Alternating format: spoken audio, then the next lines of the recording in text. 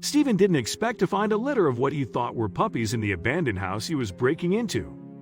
Out of the goodness of his heart, he took them home, and the next day, he even drove them to the vet to have them checked out. But Stephen should never have done that because the vet called the police the moment he laid eyes on those little animals. Stephen was completely shocked when the vet informed him that he had just called the police.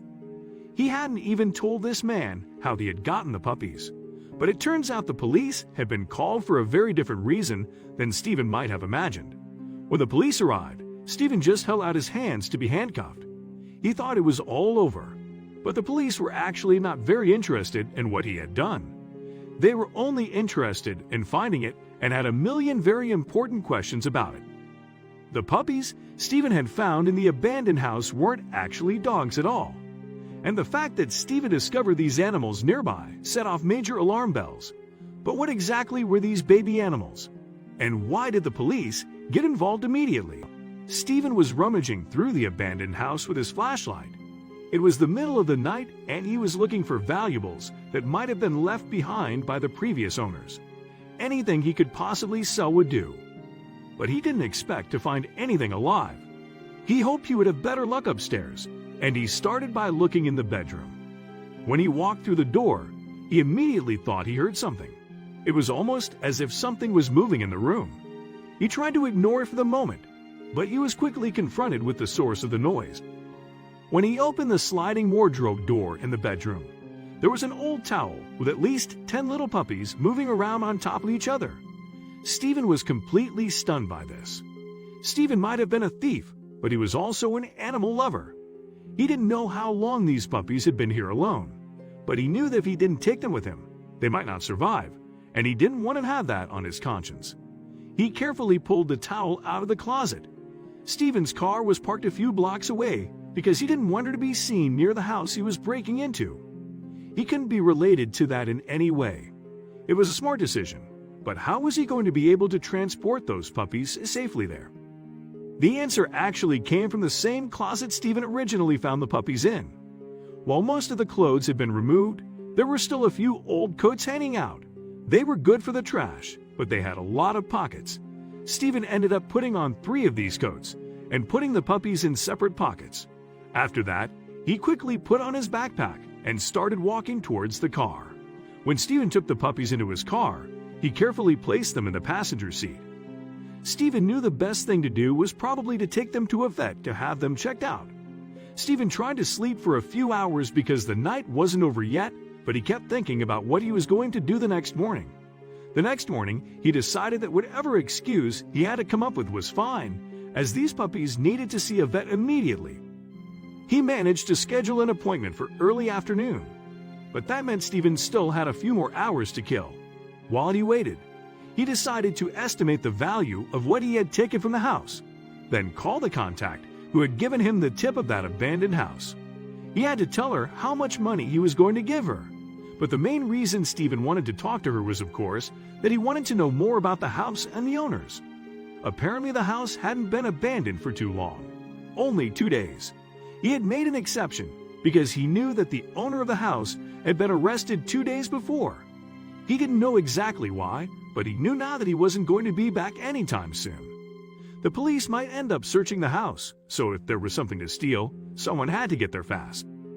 Stephen considered telling her about the puppies, but ended up keeping that information to himself.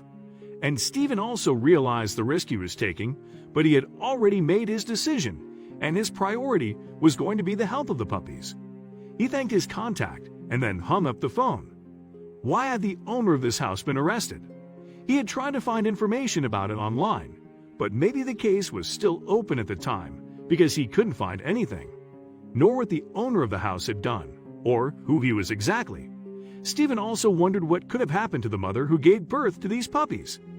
Had the police taken her away and impounded her when they arrested the previous owner of the house? He just hoped that the puppies were already at an age where they could survive without the help of a mother, and that maybe the vet would know someone who could take care of them. But the vet ended up knowing a whole bunch of other things. He planned to tell the vet that he found them next to a dumpster near his house. Shortly after the vet came out of his office to invite the next patient, he noticed Stephen sitting there with the puppies. but the veterinarian did not speak to him and left quietly with his next patient. Stephen looked around in the waiting room and felt that it might still take a while, since there were still a lot of people who had arrived before him. Then something strange happened. The receptionist got a call, and after agreeing to something, she turned to Stephen to inform him that some appointments that day had been changed, and he was next after the vet finished with his current patient. Sure, Stephen was glad he didn't have to spend much more time there, but he was also a little worried about why his date had been brought up so suddenly. Could it have something to do with the vet noticing the puppies? Had he perhaps recognized them somewhere? When Stephen was called into the vet's office, he immediately saw that the man didn't look happy. Stephen shook her hand and started explaining how he found these puppies and what he hoped the vet could help with, but the latter didn't even seem to be really listening to him. He was just carefully examining the puppies. Then he suddenly interrupted Stephen, who asked if he could step out of the room for a bit. Stephen was a little stunned by this. That didn't seem like regular procedure, did it? He considered asking for an explanation, but ended up refraining. Part of Stephen just wanted to run away at that moment. He didn't want to have anything to do with it anymore, but he also knew it would only make him look even guiltier. All he could do was wait, and after about 5 minutes, the vet called him back to his office. The litter of puppies was gone, and the vet asked Stephen to sit down before telling him the news. Stephen was nervous as can be, and it all but improved when the vet revealed to him that he had called the police about him and the litter of puppies. Stephen was shocked. How could the vet have known what he had done? And was it even about that, or was something else going on? Stephen tried everything to calm himself down, but in a shaky voice he asked why the vet did that. The vet seemed somewhat doubtful if he should explain everything to Stephen.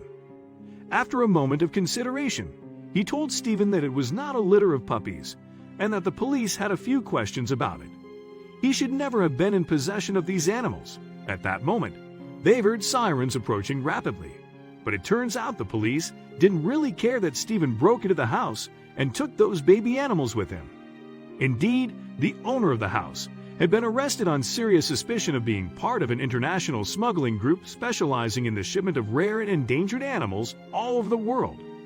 And this scope was obviously part of it. These little baby animals weren't puppies at all. They were actually baby wombats, illegally shipped straight from southeastern Australia. This was the first hard evidence the police had that this man was involved in the illegal trafficking of live animals. After that, the baby wombats were moved to a special animal care facility where they would be raised and cared for before being flown back to Australia. And they also played a role in the ongoing case against the trafficker. Even Stephen himself testified under oath that he broke into the house and found the wombats in exchange for not being convicted of the theft. Now Stephen is just happy that it's all behind him, and he's been trying to make an honest living ever since.